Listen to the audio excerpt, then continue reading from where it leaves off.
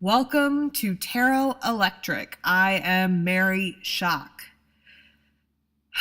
I'm going to offer tarot guidance, a tarot card just for you, the listener, in this moment that you are joining me across time and space.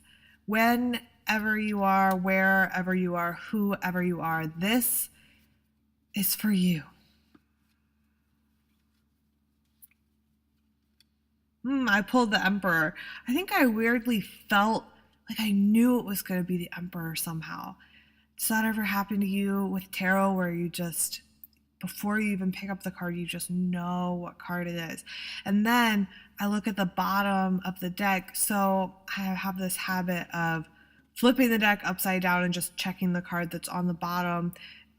Usually really resonates, and that's the Empress. So we have this Emperor, Empress, dichotomy, balance, opposition, maybe complementary forces that are at play today.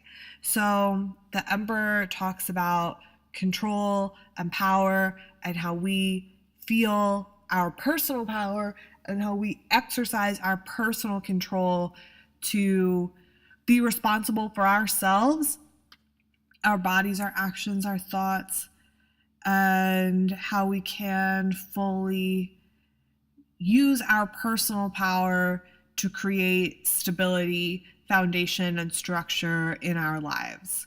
And if you could ever feel that this structure is closing in and becoming stifling, that's when the energy of the Empress comes up to create abundance, to have a soft, nurturing energy.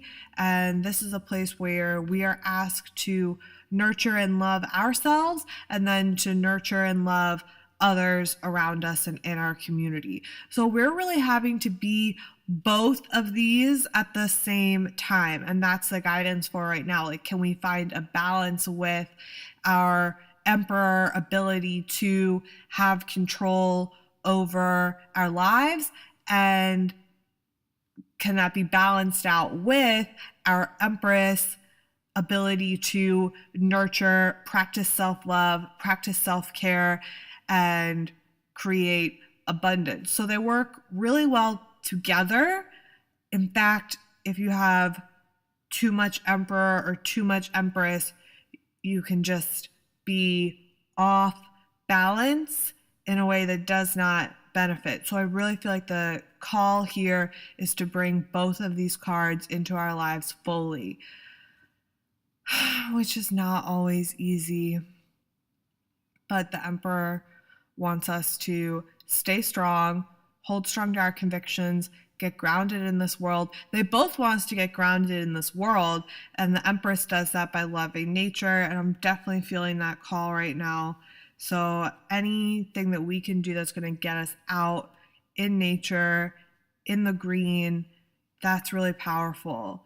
And the Emperor blossoms when we take care of our responsibilities and hold true to the boundaries that we set for ourselves. So how can our boundaries be nurturing? How can our boundaries be life-giving? I think those are the questions we are being called to ask ourselves now. And I really hope that resonates with you and makes sense to you on your journey. Many, many blessings. Okay. So now that we pulled our tarot card, this is a solo episode, and I really want to share a tarot story, right, from my heart and from my history and experience. So when I did tarot FAQ, frequently asked questions, and that was my second episode of the podcast, I got into a lot of my tarot history, and I told stories about getting my cards read by my aunt at a young age, how my mother gifted me my first tarot deck, much in the same way that my grandmother gifted my aunt her tarot deck. So there's this unconscious history in my family of mothers passing down tarot decks. And I told a story about my aunt who read my cards for the first time with an Aquarian tarot deck, and how later I got to discover that deck, like that actual deck that she read my cards with, the first deck that I ever got a tarot card reading with, probably the first tarot deck I ever saw, was my aunt's Aquarian tarot deck. And then later I got to reconnect with that deck and connect with the Queen of Wands from that deck specifically. And it was very funny to me and serendipitous and magical, and also just makes total sense that this deck that's so meaningful in my tarot history is the Aquarian tarot deck, which has played another important role for me. So I told a story about how my first deck that I was gifted from my mom was the Rider-Waite-Smith deck, and then I lost it. In California, I got into a deep depression, and I was really struggling with my mental health. In that transition to come back from California to Baltimore, I lost my tarot deck, and it was very sad. It took me a while, finally got a new deck. That in and of itself was part of my healing process, because when I got back from Baltimore, I realized that I had lost my tarot deck, and I was very sad about it. And I also felt that it had a very significant lesson to teach me in me losing the deck. And it felt at times ominous and like scary or a bad sign.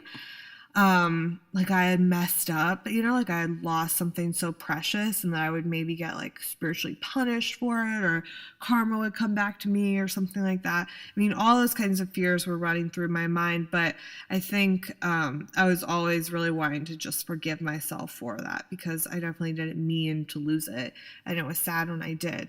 So just the act of going out and saying, oh, I need another tarot deck. This is a tool that I use to connect with my inner voice. My inner voice will be healing for me at this time when I'm struggling with my mental health and depression, so I need healing.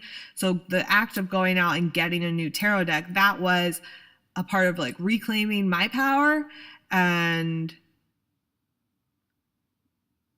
using my personal strength to go out and say, yes, I'm going to listen to my spirituality again. I'm going to listen to my inner voice because it's important to me. So I went out and got a new tarot deck, and the one that I chose from a local metaphysical bookstore was the Aquarian tarot deck. I liked the images. It's Art Deco. It's similar to the Rider-Waite, but different. And I was into it. I was drawn to it. I felt maybe that it wasn't perfect, but I was definitely drawn to it. And at this time, I had no idea that this was the same deck that I got my first reading with, that my aunt had an Aquarian tarot deck, that's what she used. I had no idea. So I think it's super magical, and it called to me at that time. I used it for a while, but I was still definitely struggling with my mental health, and I was definitely self-medicating in different ways to try and alleviate my depression. So I was like drinking and smoking a lot of weed and doing other drugs, and that was just what I was using to kind of make myself feel up and happy and social and normal, and to hang out with people and my friends. And that just was like what we were doing, right? So, I mean, I wasn't going like overboard, right? Like I wasn't like a drug addict or doing hard drugs, but I was definitely self-medicating and looking towards outside sources to make myself feel happy and to feel a part of a community, rather than finding that strength from within. And it definitely was not fully healthy. And at this time, I'm still like working with myself, right? And I'm working with this Aquarian tarot deck that I got. I was also living in a place that was not healthy either. It was the right place for me to be at the time, but it was not healthy. I mean, it physically was like a place that was not super livable. So like there were allergens in the air and probably mold and everything else. So it was like difficult on my actual body. And then the energy just so heavy. All right, we can just say it, right? Like I was living at the Copycat in Baltimore. As much as I love the Copycat, I'm so grateful for that artist warehouse space. It's the walls physically make me sick, and I was sick at the end of that. Like just allergies, sinus problems, and it's not a healthy place to live. And the energy there is so heavy, and it depends on what space you're in. And I've been in some people's spaces in the Copycat that are beautiful and surrounded in love, and this place just had so many people in it and so much energy running through it every day, and unfortunately it just wasn't like that, and it was honestly an unhealthy place to be living. But it was also wild and fun, so I guess I can't really get mad at it. I had my tarot deck there. So I went to Pretty Boy Reservoir at night. We would go at night and walk. It's like illegal. Walk through the woods, then get to the water and like go for a night swim. And as definitely risky as this was, it was also like so much fun and really beautiful. I brought my tarot deck and I was shuffling my tarot cards by the edge of the water in darkness with just moonlight and stars. I mean, a perfect, like, picturesque moment, but also so dangerous. I think you know what's going to happen. I dropped a card into the water and I was so sad. I was immediately sad. I mean, I can picture right now this card just sinking into darkness. It's gone, you know? I was so sad. And then I'm also with my friends at the time and they see this happen and we're like, oh no. But I also have to kind of be normal and not start freaking out or crying or getting super upset. So I just put my tarot deck away and I'm like, you know what? It's fine. I'm like, that sucks, but it's fine because I'm not trying to like freak anyone else out and make them think that I'm some like crazy person and start crying over a tarot card that I lost. But it was definitely irresponsible of me to be shuffling my cards by the water. So hot tip, be careful with your cards around water, okay? It took me about a week to look through my cards and discover which one I had dropped. So I was really feeling really sad about it and not wanting to look and see which card I had dropped. When I finally did, it was the world. I dropped the world into the water and lost it into the darkness, into the abyss, into the waters of my own subconscious, into the darkness and the depths. They just sucked it up. The world is the last card of the major arcana. It represents total bliss, contentment, satisfaction. It's nirvana. It's enlightenment. It's a higher consciousness. And I dropped this card into the water and I was so sad. And again, scared. So just as I felt when I had lost this Rider-Waite-Smith, when I realized I'd lost this card, I was like, this has got to be a bad sign. This is scary. I was really worried. And basically what it did, that incident for me, is it made me look at myself, look at my life, and see what was not in alignment.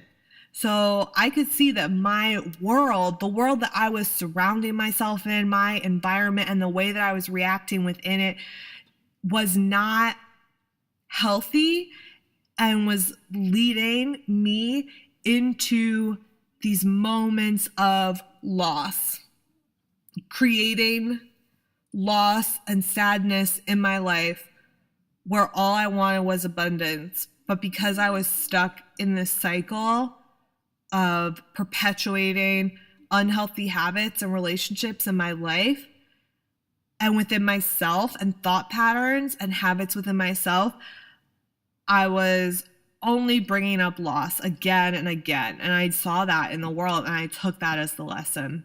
And it took a while to get over it, but I forgave myself for that too, because what can you do?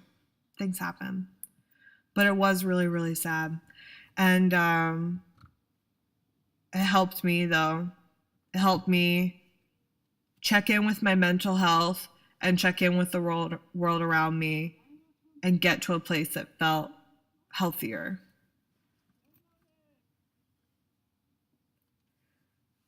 So after losing the world card from this deck, I knew that I could no longer use this deck. And I think that that was another lesson and reason why this happened, because it encouraged me to go out searching and to get another deck. And the tarot deck that I eventually got shortly after losing the world card was the Marseille tarot deck. That's a Renaissance style deck and wildly different than the Rider-Waite-Smith and the Aquarian or any tarot deck that is inspired by the Rider-Waite-Smith. Well, there are a lot of differences. The Marseille is a Renaissance style, so it's ancient and it's looking closer to what the original tarot decks looked like. So it's connecting you to the history of tarot, and it encouraged me to explore and learn about the history of tarot, which I didn't understand or I wasn't interested in before starting to read with the Marseille deck. And one of the big differences between a Rider-Waite-Smith deck and a lot of the decks inspired by it and a Marseille deck is that the Rider-Waite-Smith has illustrated scenes for the pip cards or the denaries. So the cards that are numbered ace through 10 in the suits of the minor arcana. So it's the minor arcana being illustrated. The 3 of cups having 3 ladies hosting their cups, right? The 4 of wands having this welcoming scene with 4 wands strung with garlands and 2 women like welcoming you home to a castle.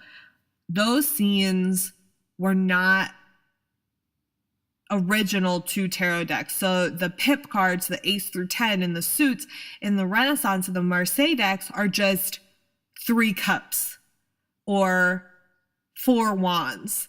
And they look similar to a traditional pack of playing cards that we might know. So if you have like a 3 of hearts on a poker deck, there are 3 hearts on the face of that card. So when I started reading with the Marseille deck, first it was really hard, and then it made me do some research. It really highlights the Marseille deck how important the major arcana is to tarot, because those are the most interesting cards. Those 22 cards, they feature all these crazy scenes. They're different from like a pack of playing cards, and they have death and the tower and the empress and the emperor and the lovers and all of these cards that are just so interesting. And when you get a Marseille deck, it's like those 22 cards really, really stand out. And it made me really listen to my intuition when reading the minor arcana cards. So when you get one of those pip cards that just has maybe 4 pentacles on it or 5 cups, instead of reading a scene that's going on, you just get these like 5 cups and then you're left. First, it's hard. But the more you do it, then you can listen to your inner voice, your intuition. Reading with the Marseille deck allowed me to teach myself how to read without a book. And before that, I'd always been checking back with some book. And I'll still check in with a book sometimes, even now, just to like get a different perspective or hear what, someone I really respect in the tarot world has to say about that card. But I can read any card in the deck without using a book. And I started that journey when I started reading with the Marseille Tarot deck. So I think it's really important that everyone try out these ancient decks and listen to your heart with those minor cards and just see what happens for you. It might not be the deck you use always, but I do think it's really, really important. And my other issue with the Rider-Waite-Smith deck is that some of those cards look so negative and they're scary. I'm talking about the 10 of Swords. He has like 10 swords laying in his back and this person's in a puddle of blood. Or the 9 of Swords. That's really the saddest and scariest card to me in those minor cards. Is this person sitting up straight in bed just like weeping. It's such a sad and scary card. And then there are other scary cards or cards that look more negative or weird in the Rider-Waite-Smith, like the 4 of Pentacles. I find recently people are kind of freaked out by that one. It's this kind of king who's like standing on his pentacles and like clutching one close to his chest. So he's like holding on to these resources, and maybe he's like a miser or someone who's scared of losing or scared of sharing. All of these cards, once you study them, or even if you read them with like an open heart and open mind, you're going to see the light and dark in every card, right? So even in that 10 of Swords with this person like lying in a puddle of blood, you're going to see the sun rising in the background. So you're going to see the transition and you're going to see the full story. But it's really hard to look at these cards that seem so negative when you pull them and not get a little bit worried maybe for whatever you're reading about, or not let that affect you, especially if you're a person who's reading for someone else. So if you're a tarot reader and you have clients and you pull these cards that look scary, they don't know what these cards mean. Maybe they've never had their tarot read before, and you're going to pull this card, this person lying in a pool of blood. Like, how terrifying. So when you start to read with the pip cards that are not illustrated, you really get to shake up what other people's expectations about the cards are going to be, and you avoid pulling these cards that look like so scary. And I really like that about reading with the Marseille deck. I just love a Marseille deck, and I really encourage everyone to go out and try it. And I'm so grateful for my tarot history. So my original Rider-Waite-Smith that I lost, and then got the Aquarian, and then lost the World in that deck, and then I had to go and get the Marseille deck. It just all led me to that perfect place. And I wouldn't probably be reading professionally and for others if I wasn't reading with the Marseille deck, because that's really what made it click for me. And I started to read the numbers. So I started to read with numerology, so to understand what the 5s meant to me, not what they meant to other people or to other like numerologists, but what the numbers meant to me, so that all the 5s are connected. The 5 of Wands, the 5 of Pentacles, the 5 of Cups, the 5 of Swords.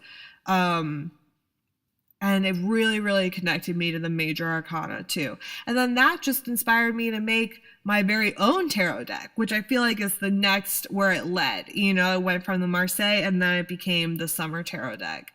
And when I made that deck, I mean, I was inspired by the Marseille deck. So that's really what I was using as my template. And I was having such a crazy and wild summer. I made it very quickly. And I didn't even think I was making a tarot deck that I would one day want to publish and release to the world. I just wanted to make something for myself, because I was already creating art. I was creating visual art, collages. And I mean, where the collages came from is really funny too. And I guess I should tell that story. It's really silly. So I already mentioned in this podcast that I used to smoke a lot of weed, and I would smoke a lot of blunts with my friends, and we started the blunt books.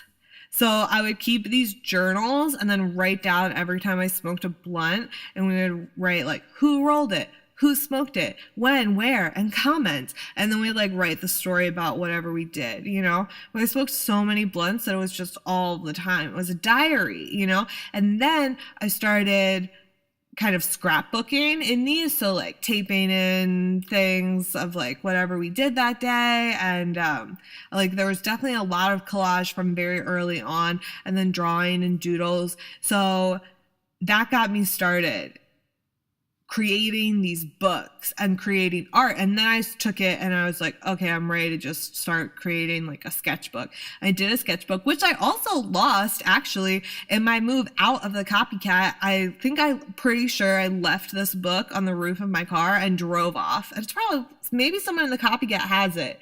You know, if you have my sketchbook from 2010, let me know. It's all collaged inside, a lot of magazines. I would love to get it back. I've never seen it. I totally lost it. But so from creating the blunt books, I started making more visual art and collages, and then I was like making pieces, right? And one day I had this realization that the art that I was creating, the collages, were past life experiences. And this just hit me one day looking at this collage that I had made, and it's on my website, so you can see it, and it's scary. And it's this like woman in like wrapped up in this like straight jacket, like all white, like flowing dress with like a straight jacket, and then she has this like demon style head with like horns, and she's in this room, but it's ripping apart and it's flooding. And then the background are these mountains and it's flooding. It's the situation. I'm looking at this and I'm like, oh, this is past life. And it's scaring me because it was so intense. And then I looked at all my other pieces and I was like, wow, this is really, it was spiritual channeling. And that's what I started to understand from doing it. So I was already reading tarot. I was already creating these collages that I knew were coming from spirit. Then in the summer of 2011, it was like, bam, I gotta make a tarot deck. So I did. And I made them all to size. So I used Bristol paper and I traced my Marseille tarot deck, and I traced the cards, and I cut out 22 templates, and then I collaged on top of them. And I had so many magazines and a lot of books too, and I get them from all over. Definitely the book thing in Baltimore was very helpful, and also the copycat. I got so many materials from the loading dock. So the loading dock where you get random stuff, like people put clothes or books or furniture or whatever they want to get rid of. I got a whole bin of vintage photography magazines, and they were like French. There were like French and American photography magazines from the 80s and before. That was such a find. So amazing. And then there's a lot of National Geographic I was working with, and a bunch of other stuff too, like other random vintage books and magazines, and Playboys. And I had a lot of vintage Playboys, and I would work with that too. Because my art was all about exploring sexuality, spirituality, magic, feminism. That's all just what I was working through and with my art.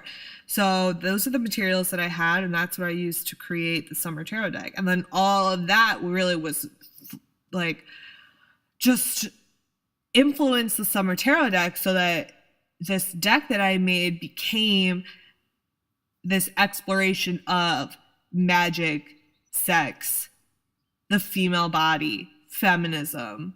And then it was also directly inspired by the Marseille deck in spirit, even though it doesn't look like it. And then you get this deck that's just wild, right? It's like a hot and heavy deck, and I'm so happy with it. I just love it so much. And then it took me like 5 years until I was even ready to release that deck and say, oh, I want other people to use it now. I want them to have it in their lives, and for other people to be reading with this deck. And I edited 4 cards over that 5 years.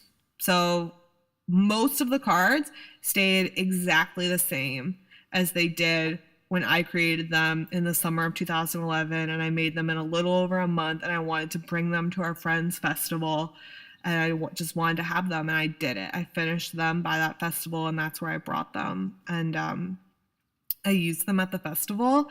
A very meaningful festival with some really important people in my life. I almost said lives, but right? Definitely have spent lifetimes with these people For sure. I mean, I always think of it because my friend Brandon was there and he died. So I always think about that festival as being like a really fun experience with him. Um, and anyway, yeah, we've probably spent lives together, Brandon and me and others, everyone that was there. So that was the release of the Summer Tarot deck, but I didn't use it consistently after that. Like sometimes I would put it away for a long time, but I do have one friend who would always ask me to bring it out, and that's Max Golden. And I'm so grateful for Max because I would go to Max's for Thanksgiving and Max would be like, bring your tarot deck. And then I would read tarot for everyone at the table with this deck that I created. So sometimes I would go all in those 5 years. Sometimes there would be like a full year where I just wouldn't even bring out the deck until it was Thanksgiving and it was time to bring it. Each time that a friend wanted me to read with it, or I felt called to bring it out and look at it with someone or read for someone with it or myself, it always just reminded me of these cards that I wanted to fix and change. And I edited them slowly and they just came to me like it meant to be. Some of them that I did edit, I edited quickly though, like in that first year, and then some of them took longer. But then when I finished, the last one I did was the star. The star was always hard for me to figure out, but when it was done, it was like, I mean, here's the inspiration, right? It was like that had to be the last one because the star just shone a light on the whole deck and the whole project and made me say, oh, this is something I want to share with others. So I'm really grateful for all the decks that I've experienced, everything along the way that's been a part of my tarot journey, all the friends and family and folks, all the history. I'm even grateful for my mental health issues because I feel like they're important in that tarot journey. And I think that having tarot as a tool to connect to my inner voice helped me heal in my mental health. So because we pulled the Emperor card as our card for the day and for this podcast, I'm going to share the story about the evolution of the Emperor card in the Summer Tarot deck. It's interesting because we were talking about the Emperor and the Empress. So the Empress is one of the cards in the Summer Tarot deck that I just made it right away, and it's exactly what it was, and it never changed. And it's a nude card also, so it has this like from Playboy image. And the cards that are nude in my tarot deck, and some of them are from Playboy and Strength, one of them is from a photography magazine. And it's important to say that because it's a really beautiful card, and you can tell that the imagery is just different, where the cards that are taken from Playboys come from this like male gaze. And in putting those in the tarot deck, it's all about reclaiming female bodies, reclaiming my body from something that is taken advantage of by the patriarchy and commodified by the patriarchy, and then putting it in a place of personal power. So by taking these images and then calling them the Empress and the High Priestess and saying, oh, everything that you want to take from me is actually my personal power and I claim it. And then Strength, it's just important to say, comes from these photography magazines, and you can tell just because it's like an art image and it doesn't have the male gaze point of view.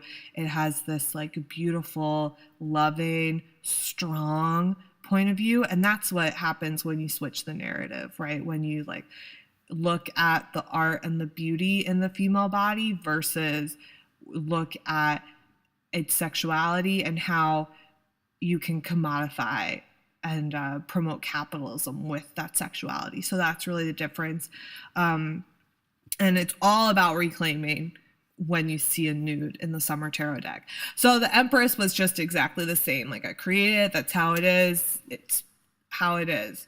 The Emperor went through a lot of different iterations and was just like really challenging for me to figure out. And I think that is because the Emperor talks about the patriarchy, right? So I was challenged by that from a young age, and especially when I created this deck, like 22 years old, really rebelling against everything that I experienced in a male-dominated culture, a male-dominated society, and a city that was really, and still is, really suffering from rape culture. And everything about the Emperor just brought up all of those feelings within me. It made me feel oppressed. It made me feel weak. It made me feel less than. And the Emperor also has to do with, it's like the authority card. So I was like totally scared of authority and like, but also rebelling against and just like not into it, right? And then it's also like the dad card. And I have a very challenging relationship with my father. So all of that's wrapped up in the Emperor, and I was just not feeling it for so long. You know, I was like, I don't want this energy in my life at all, right? Like, I want to reject my father. I want to reject the patriarchy. I want to reject all the men that have ever hurt me, and all of that energy, I reject it. Okay. So I think that's why it was so challenging for me to get into the Emperor, and why it took me, none of the images I put on it looked right. Then I traveled to Mexico, and I was in Mexico and Guatemala for about 5 months. Life-changing experience, and I'm so grateful for my time that I spent there and for all the lessons that I learned there. And I just really love Mexico. And I was in southern Mexico, and it was like meant to be, because I was gonna travel on and leave San Cristobal, but then I'll have to tell this story later because it was crazy. But I had this like wild experience, and it sent me back to San Cristobal, and I had to stay there because I was like waiting for mail. Okay, I'll just tell the story. It's really, really meaningful. I mean, this is my initiation ritual that the universe gave me. I'm in Palenque, in the jungle in Mexico, walking at night, and I can barely see where I'm going. I'm looking up to follow the path, which is dumb. So hot tip, like, look at your feet when you're walking in the dark, right? Like, you can look up, you'll see where the trees have parted, so you'll see the path, but really just go look up to check every once in a while, but keep your focus on the ground and where you're walking. I walked right into a hole, and I fell into this well of water. I remember, it's honestly similar to losing the card. Like, I just remember the imagery of that card just like sinking into darkness.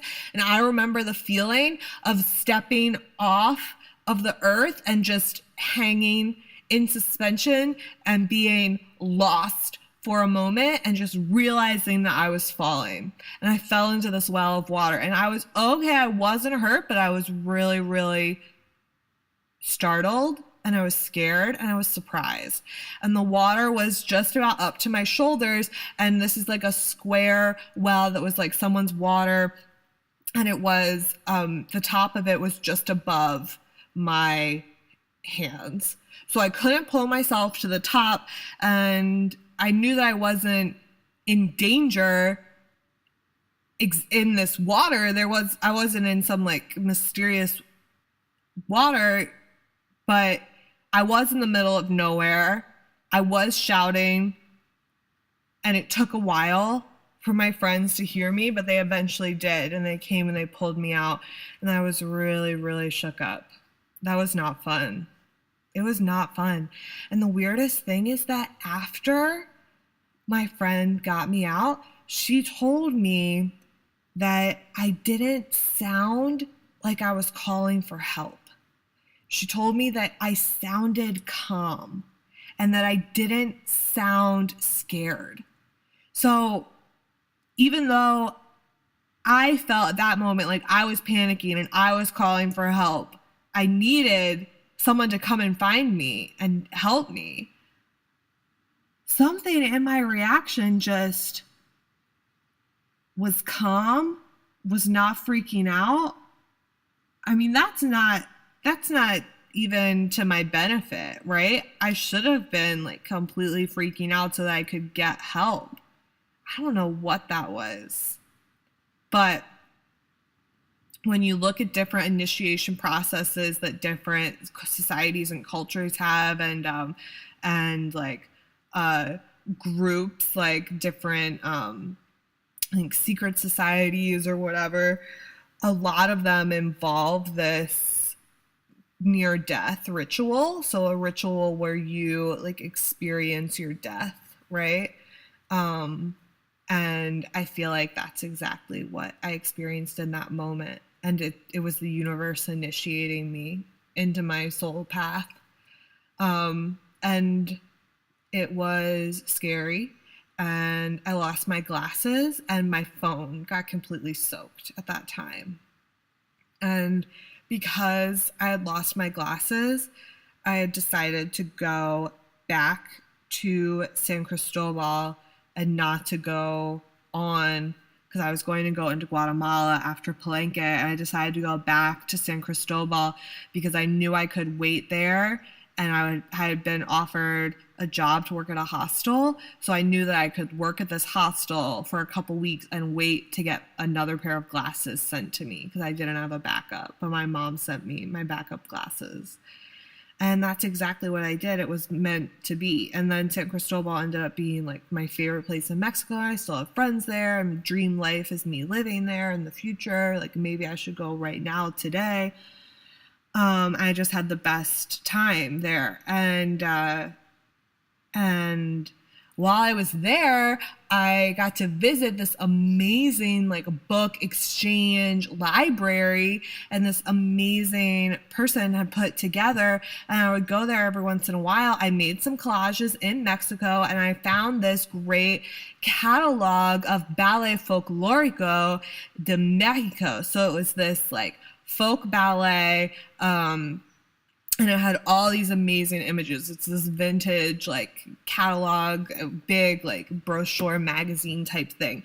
And it just had the most beautiful images. And I collaged in Mexico. Then I like kept hanging out. I did go into Guatemala eventually. And then eventually I went back to Baltimore, and I have this amazing catalog. And that's when I used an image in that for the Emperor card of the Summer Tarot deck. And the warrior that I chose from this magazine was a dancer depicting the warriors at Palenque, the jungles where I had experienced this initiation from the universe. So it was really full circle, completely magical. And in bringing a dancer into my emperor, I'm bringing a flexibility, joy, and a community into this card, where before I only felt the structure in a way that it felt like it was closing in on me. And by making my emperor a dancer, I just opened that up for myself. So I hope that we can all find our flexibility in being our own emperors, that we can find our empress selves and our emperor selves and let them coexist, mingle, transform each other until we blend and can no longer even see the boundaries between our structured selves and our nurturing selves, so that we're doing it all at once, all at the same time.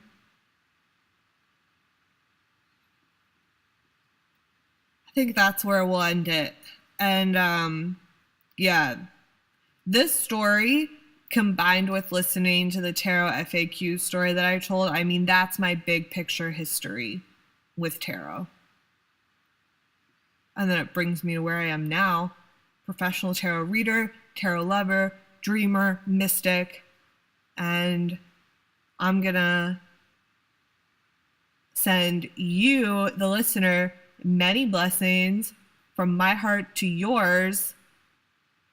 And I'm gonna send you my sincere prayers that you feel and find your personal power and hold it up. Create a structure that lifts you up because you deserve it. Many blessings. My website is www.maryshock.com. That is MARYSHOCK.com. And you can find me on Instagram at Tarot Electric. Find this podcast, Tarot Electric, on iTunes. Please subscribe, rate, and review. And we have Be More Tarot Club coming up Sunday, May 7th in Druid Hill Park. It's going to be a potluck. It's going to be fun. So please join me. And you can find all the details about that on my website. Many blessings. Goodbye and good night.